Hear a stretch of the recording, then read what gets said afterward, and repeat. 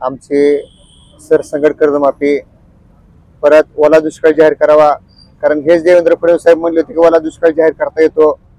दुसरी आमची अशी मागणी आहे की आज माझ्या शेतकऱ्याचं सगळी जमीन वाहून गेले, त्याच्याकडे काहीच राहिलेलं नाही।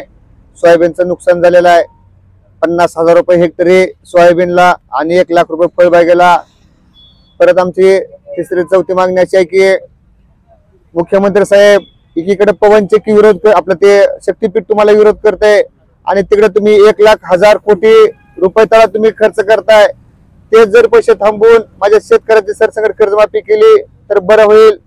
माझी पाचवी मागणी अशी आहे की लोकशाहीच्या मार्गाने आम्ही आंदोलन करत होतो, तर त्यावेळेस हेच कलेक्टर साहेब ज्यावेळेस त्या तुळजापूरमध्ये नृत्य करत होते त्याचा निषेध आम्ही व्यक्त करण्यासाठी गेल्यानंतर या आरडीसी मॅडमने त्यांचा जो बॉडीगार्ड जाधव म्हणून आहे त्याला आमच्या अंगावर लावलं आणि लोकशाहीचा कुठे गळा दाबण्याचा प्रयत्न केला। तर आरडीसी कलेक्टर आणि ते जाधव म्हणून आहे त्याला त्वरित निलंबित करावं, ही एक आमची प्रमुख मागणी आहे।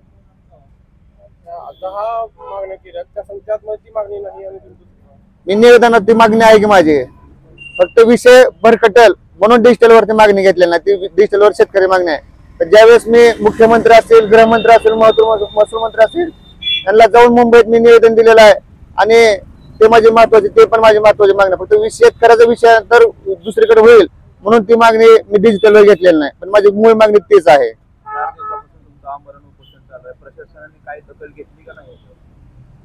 साहेब माझ्या उपोषणाचं तर सोडा, पण आज मला सांगा 1 महिना झाला जिल्ह्यामध्ये पाऊस चालू आहे, अतिवृष्टी चालू आहे, लोकांचे घर वाहून गेले, ते शेतकरी आत्महत्या करतोय आणि त्या आत्महत्या करणाऱ्या शेतकऱ्याला जर सरकार 1 लाख रुपये देत असेल किंवा पूरग्रस्त मध्ये वाहून गेलेल्या शेतकऱ्याला 4 लाख रुपये देते आणि विमानातून पडलेल्या व्यक्तीला 1 कोटी रुपये देते, तर हे लाजिरवाणी गोष्ट आहे। आणि जे आपण मुद्दा उचलला की शासन प्रशासन कोण आले का, मला वाईट वाटलं। म्हणजे माझं फक्त 4था दिवस उपोषणाचा, पण इकडे आज 1 महिना झालो, आज माझे कुटुंब उद्ध्वस्त झाले। ते शेतकऱ्यांचे पालकमंत्री जे जिल्ह्याचे पालक तत्व असतात ते पालकमंत्री फक्त एकनाथ शिंदे आले म्हणून जर येत असतील त्याच्यावर आणखीन त्यांनी जिल्ह्याचं काहीच बघितलेलं नाही किंवा त्या जिल्ह्यामध्ये आलेलं नाही किंवा शेतकऱ्याच्या अडचणी जाणून घेतल्या नाही त्या, किंवा जे कुटुंब पीडित झाले, आत्महत्याग्रस्त कुटुंब आहे त्या कुटुंबाला त्यांनी साठी भेट दिली नाही, तर ते पालकमंत्री किंवा ते कलेक्टर साहेब मला काय भेट देतील?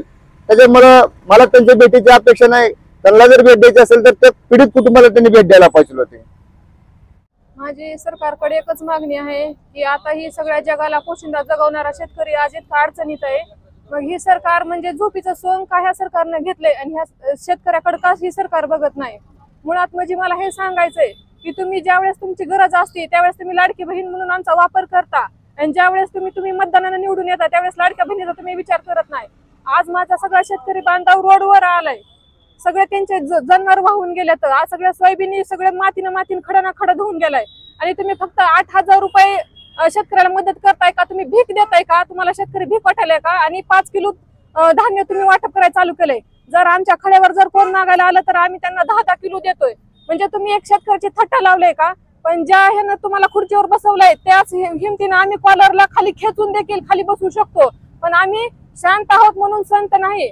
माझ्या शेतकऱ्याला जर न्याय भेटला तर मी इथं फाशी तरी घेईल, नाहीतर स्वतःचं जीवन संपवल, कारण की मी माझ्या ह्याच्यावर इतकं म्हणजे दुःखाचा डोंगर आहे की माझा सासरा पण ह्याच टेन्शन मेलाय सध्या। म्हणजे आज 3रा दिवस झाला की मी इथं उपोषणाला बसले, सोयाबीन मध्ये गुडघेत पाणी, इतकं म्हणजे कष्ट करून देखील हातातून पीक गेलं, त्याचं टेन्शन आलं, अटॅक आला आणि माझा सासरा वारला। आज माझ्या डोक्यावरचं छत्र गेलं, आमच्या घरातला एक करता पुरुष गेला। मग ह्या सरकारनं ही शेतकऱ्याचा काय विचार करत नाही? जर ज्या शेतकऱ्याला जर न्याय जर नाही भेटला तर मी ह्याच्यावरती चढून मी इथून उडी तरी खाईल, नाहीतर इथं मी जाळून तर घेईल, नाहीतर फाशी तर घेईल। ही धमकी नाही, पण ही इशारा मात्र मी सरकारला दिले। ज्यावेळेस मी काहीतरी करून घेईल त्यावेळेस ज्यावेळेस ओला दुष्काळ किंवा शेतकऱ्याची जेव्हा कर्जमाफी होईल तेव्हाच माझ्या मैतीला ह्यांनी जाळून टाकावं, तोपर्यंत माझी मैत इथून उचलून मी माझ्या सगळ्या शेतकरी बांधवाला सांगते। कारण की एक महिला इथं बसलेली असून एक जण सुद्धा इथं येऊन विचारपूस केली नाही की बाबा कसं आहे काय नाही ती, म्हणजे ह्या सरकारला लाज वाटायला पाहिजे। आज ह्या सरकारचीच आई बहीण जर इथं असती तर सरकारने विचार केला नसता का? म्हणजे शेतकरी म्हणजे त्यांना काय वाटायला लागलं, ही सरकारला त्याची जागा आम्ही नक्कीच दाखवून देऊ। आता रस्ता रोको तर आम्ही करणारच आहोत, पण आता त्याची जागा त्यांना वाटत असेल की हे थोडेच आहेत, हे काय करू शकतात, पण त्या मला ह्या सरकारला सांगायचंय, तनभर मावळ्यात मनभर किल्ले जिंकणारी ही आमची औलाद आहे.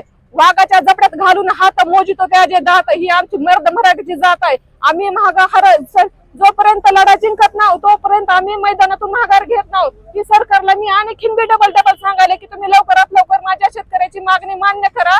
माझा प्रत्येक शेतकरी हा इतका दुःखात आहे, कोण फाशी घेतय, कोण औषध पेतय. माझ्या कारी गावामध्ये 2-3 बांधवांनी जीवन संपवलंय. मग त्यांच्या लेकरं बाळाचं बघणार कोण? ही बाकीची जी पाहुणे रावळायचं ती येऊन आपलं थोडंफार बोलून जातात, पण अख्खी त्यांची जिंदगी गुड्यावर पडते. ह्याला कारणीभूत कोण आहे? याच्या अगोदर सरकार म्हणत होतं की आमचं सरकार आल्याच्या नंतर प्रत्येक शेतकऱ्याचा 7 बरा करू, कोरा कोरा कोरा. आता ह्याच्या डोळ्यात माती पडली काय हरामखोर साल्याच्या?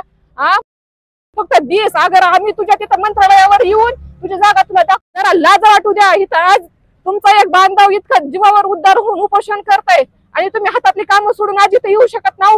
लाज वाटाय पाहिजे ह्या शेतकरी बांधवाला सुद्धा की बाबा ह्याच्यात फक्त ह्या एकटा बांधवाचा किंवा माझा फायदा नाही, अख्ख्या शेतकऱ्याचा विचार करून आम्ही आज जीवपणाला लावलाय. तिकडे मंगेश साबळे असतील, ती देखील त्यांच्या जीवाचा तिकडे त्यांनी पण जीवाचं पण लावून ती लढा देतात आणि ही शेतकरी बांधव फक्त मजा बघतात म्हणायला काही हरकत नाही.